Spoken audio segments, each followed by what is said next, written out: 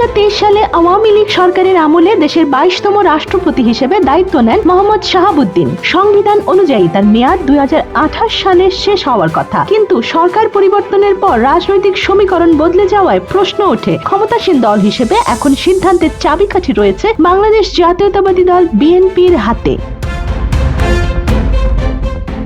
রয়টার্সকে দেয়া 11 ডিসেম্বরের সাক্ষাৎকারে রাষ্ট্রপতি বলেছিলেন তিনি বিদায় নিতে আগ্রহী, তবে নির্বাচন না হওয়া পর্যন্ত সাংবিধানিক দায়িত্ব পালনের বাধ্যবাধকতার কথা উল্লেখ করেন। অন্যদিকে সাম্প্রতিক আরেক সাক্ষাৎকারে তিনি জানান সপ্তাহখানেক ধরে ভালো আছি বেশ। একই সঙ্গে বলেন তাকে অপসারণের নানা ছক ব্যর্থ হয়েছে। তিনি দাবি করেন কঠিন সময়েও বিএনপির শীর্ষ নেতৃত্ব তার পাশে ছিল এবং সংবিধানের ধারাবাহিকতা বজায় রাখার বিষয়ে তারা তাকে আশ্বস্ত করেছিলেন। বিএনপি চেয়ারপারসন ও প্রধানমন্ত্রী তারেক রহমান সম্পর্কে তিনি মন্তব্য করেন তার প্রতি ব্যক্তিগত কৌতূহল থাকলেও পরে তাকে আন্তরিক ও সহানুভূতিশীল মনে হয়েছে।